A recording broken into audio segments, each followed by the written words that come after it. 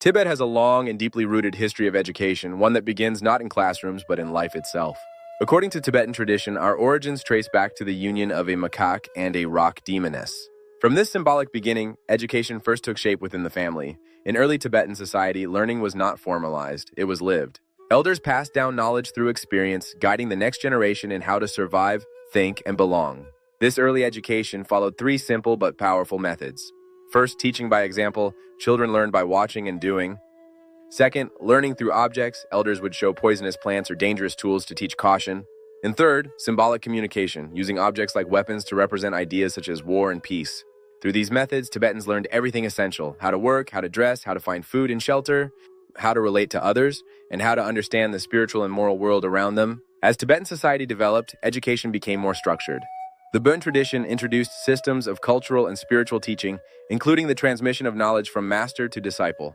Later, during the Tibetan Empire, education expanded into multiple forms: family instruction, apprenticeships, imperial education, and most importantly, monastic learning. With the rise of Tibetan Buddhism, monasteries became the heart of education. They were not only religious centers, but also institutions of philosophy, science, medicine, arts, and ethics. A sophisticated system of study and assessment emerged, producing some of the most rigorous intellectual traditions in the world. Modern education in Tibet began in the early 20th century when the 13th Dalai Lama introduced new schools in Lhasa and beyond. However, monasteries remained central to Tibetan learning and identity. In the mid-20th century, everything began to change.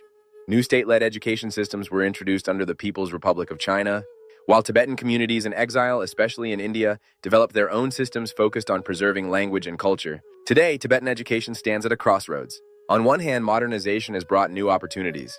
But on the other, many Tibetans face a profound challenge: the gradual erosion of their language, culture, and identity. Policies promoting linguistic and cultural assimilation have raised serious concerns about the future of Tibetan heritage. Education is never just about knowledge, it is about who we are and who we become. For Tibetans, the question today is not only how to educate the next generation, but how to ensure that through education, they remain Tibetan.